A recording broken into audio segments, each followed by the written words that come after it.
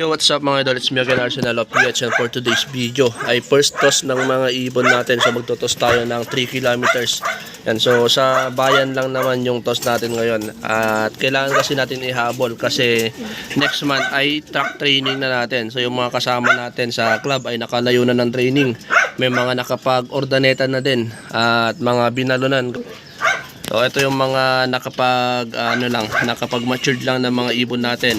Mga 6 or 7 lang ata mga idol. Sila lang yung isasabak natin sa training. Yan, so kinukondisyon na rin natin tong mga idol. So first time nilang lilipad ngayon, 3 kilometers muna. Yan, so ito na yung mga ibon natin.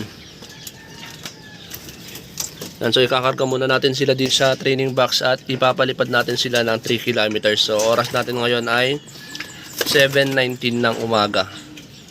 At yun nga mga idol, yung mga old bird natin ay isasama ulit natin. So ilalaban ulit natin sila. Sa pan-race lang naman siguro. Sila Bjorn, tapos yung 8 months bago nakauwi, galing Camarines Sur. Tapos si Odin, yan yung nasa baba.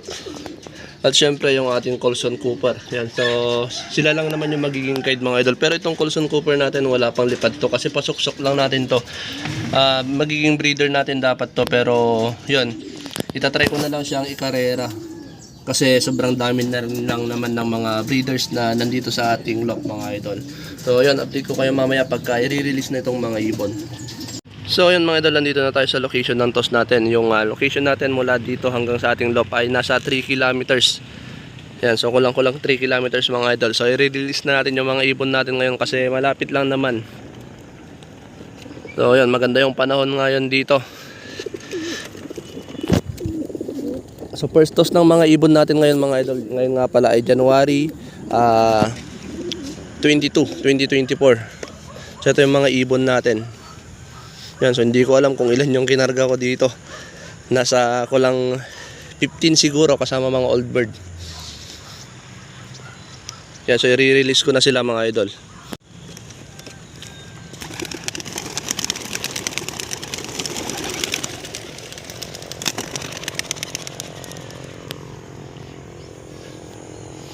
Yan, so first time nilang lumipad ng first time nilang matos mga idol.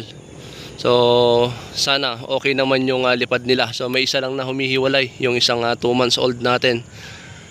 Hanggang pan-race lang siguro natin to ilalaban kasi hindi rin niya kakayanin pag malayo.